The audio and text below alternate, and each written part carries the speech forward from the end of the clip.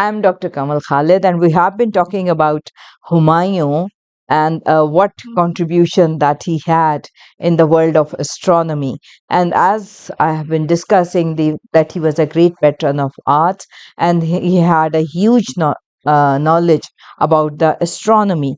And within that concept, he believed in numbers, colors, auspicious times, auras, and energies of the universe. And he did not only believe in that, but he practiced it also in the manner that he divided his coat into the colors. Like Sunday was the sun day, and the color was yellow, and Monday was a green color, where the dresses that were worn by the courtiers were mostly of the green color. And this is how he divided the days according to the colors, because he believed in the energy of colors. On the other hand, he again divided his court in 4 tiers, and these were the 4 tiers which would align with the planets and the stars. And these 4 tiers that I'll share with you. The Sunday was for Ahle Daulat, which were courtiers, ministers, royalty, army heads, and the family which belonged to the royalty. Tuesday was meant for the Lashkar, where he would meet the ordinary sepoys and soldiers and different officials, which were not of the higher rank but slightly of the lower rank. Saturday, and Thursday were for Ahle Sadat. Now, these 2 days were for the scholars, for the poets, writers, and the Sufis and the different elders who had a knowledge of spirituality. That is, they were invited in those 2 days. Mondays and Wednesdays were for Ahle Maruz.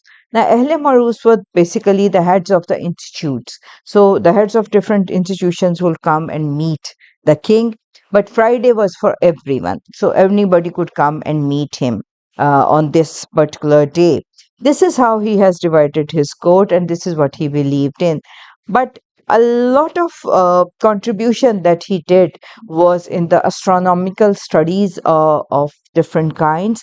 And within that concept, a very interesting contribution of Humayun is toward an instrument which is we call astrolabe. Yes, astrolabes, which were an invention of the antiquity. And let me explain what is astrolabe. Astrolabes were basically astronomical instruments which were used to study the stars, and different star charts were created out of it, and the other hemispherical beings and their movements were studied through it. And the most popular type was planispheric astrolabe, and then there were the mariner's astrolabe for seas, because through these astrolabes, the travelers of the sea would determine and decide on their routes, and they were able to find them. The 10th century astronomer Abdul Rahman al Sufi, he wrote a massive text of 386 chapters on the astrolabe, and in those chapters he defined, or he explained, more than 1000 applications of this particular instrument that were very popular in the ancient times. It developed from 150 BC to 400 BC, and then during the Islamic era, it was taken up by the Muslims, and they added many features to this very technical instrument. And from Islamic world, that is from Spain, Indonesia, it traveled to the European countries, and it was adopted by them. Now, today we have a lot of collections in the world have astrolabes, and if we study those collections, most of them are from the city of Lahore. Yes, you heard it right. They were from the city of Lahore. And how do we know it? Let me tell you. In most cases of the creations, let it be the textiles or the jewelry or the paintings or whatever, most of the time no names are written on that particular product.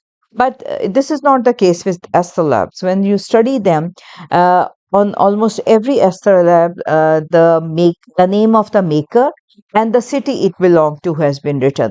So the astrolabes that are right now lying in different collections of the world they have the names of the makers on it along with the city where they were made. So most of the astrolabes that are lying in different institutions and in different collections, they belong to the city of Lahore. And if we look at it from this perspective, the history of Lahore cannot be complete without the mention of astrolabes. Unfortunately, we do not see much of its reference in any historical book, but the astrolabe makers of Lahore were extremely accomplished, and they converted this amazing piece of technology into a complete piece of art, because first it was meant to be used for some technical information, but the embellishment that was made on this astrolabe literally converted it into a piece of art. Usually, the label was divided in two parts. One was the person who would take care of the technical side, and the other one was the was the person who would work on its embellishment. But in some cases, both the jobs were done with by one particular group or with one particular individual. This is how it has been. Let me give you another information that metallurgy that developed in Europe in the 19th century was used by the Lahore astrolabe makers in 1601 onwards. Can you imagine that the technology was being adopted and practiced from 17th century onwards? That was later on. It was said that invented by the Europeans in the 19th century, but this was being used 400 years ago. Now, families of the makers were from 16th century. We come across the names, and those names, all the names had Sheikh and Mullah with them. If you go through the books and the documents, you will come across the names of astrolabe makers, and they all had the Sheikh and Mullah with them. And Sheikh and Mullah were the title that were given to the individuals who were extremely learned and who were high in qualification.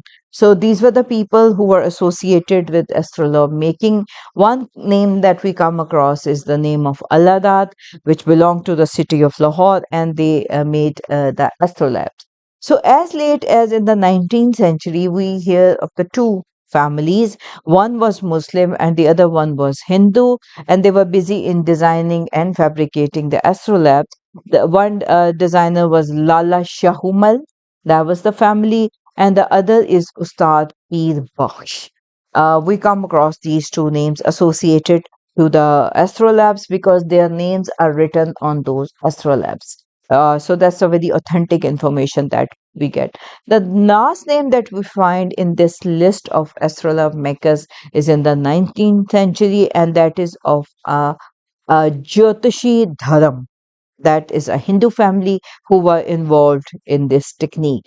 From 19th century onwards, this technology kind of, got obsolete, and people were not using the astrolabes because other instruments have come in the market. So astrolabes were no longer used by the public. So that is why this industry declined, not only in Lahore but in rest of the world as well. But the usage of astrolabe was enormous in our previous centuries, and within those astrolabes, there was a this was a very favorite instrument of Humayun, and he added many features to this particular instrument. That is why we come across a reference of an astrolabe which is named after Humayun, and that was Astrolabe Humayuni. So, if you ever have a chance, please go and do the research. And these are the hidden dimensions of the history that are not very much talked about. But yes, that is part of our history.